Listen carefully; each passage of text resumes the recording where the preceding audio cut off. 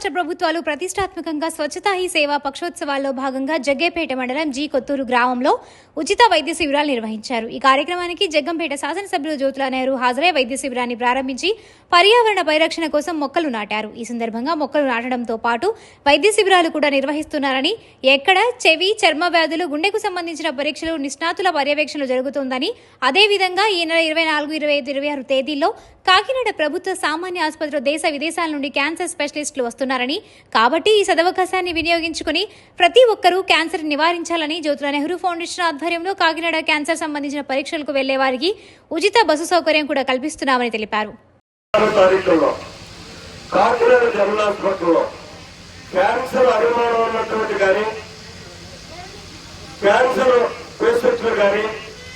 ఎవరికైనా సరే వైద్యం చేయించుకోవడానికి, పరీక్షలు చేయించుకోవడానికి అన్ని ఫ్రీగా చేయడం జరుగుతుంది. వైద్య నిపుణులు ప్రత్యేకించి విదేశాల నుంచి కూడా వస్తున్నారు అక్కడికి. మరి ఆ అవకాశాన్ని కూడా మనం వినియోగించుకోవాలి. దాని మీద ఇప్పటికే మీ అందరికీ పిఎస్సీ డాక్టర్స్ ఏమన్నా చెప్పుంటారని నేను అనుకుంటున్నా. మీరు ఎవరైనా సరే వెళ్ళేవారు ఉంటే మనకు బహుశా ఈరోజు సాయంత్రానికి మన నియోజకవర్గానికి ఈ రోజు ఇచ్చేది 3 రోజుల్లోనే డేట్ వస్తుంది.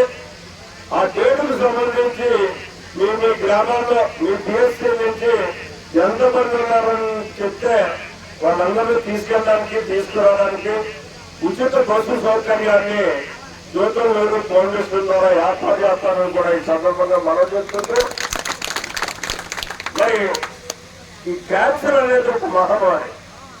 విదేశాల నుంచి వచ్చే నిపుణులు వేళ పరీక్షలు చేస్తారు.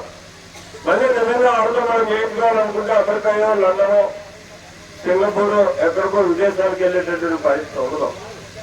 కాబట్టి అటువంటి వాళ్ళు ఏమాత్రం అనుమానం వల్ల గతంలో వైద్యం చేయించుకుంటున్నా ఖచ్చితంగా మాత్రం అక్కడికి వెళ్ళి వాళ్ళతో పరీక్షలు చేయించుకుని వాళ్ళు చెప్పేటటువంటి సూచనలు పాటిస్తూ వాళ్ళు ఇచ్చేటటువంటి వైద్య సౌకర్యాలను అందుకుంటూ మీరు ఉపయోగించుకోవాలని పిఎస్సీ డాక్టర్ గారిని దీన్ని కూడా వర్కౌట్ చేయాలని చెప్పేసి మనం చూసుకుంటూ ఇవాళ 22వ తారీఖు కదండి, 23 అంటే రేపటి నుంచే ఇంకా మనకు డేట్ ఏమలేదు. ఇవాళ సాయంత్రానికి ఇస్తారు. ఆ డేట్ మళ్ళీ మీరు నేను చెప్తాను. చెప్పిన దానికి మీరు ఎన్ని బస్సులు కావాలో చెప్తే మీ పిఎస్సీకి అన్ని బస్సులు కూడా ఏర్పాటు చేస్తాం. Thank you. మన అందరి దగ్గర సెలవు తీసుకుంటున్నా. మళ్ళీ ఇంకా వేరే కార్యక్రమం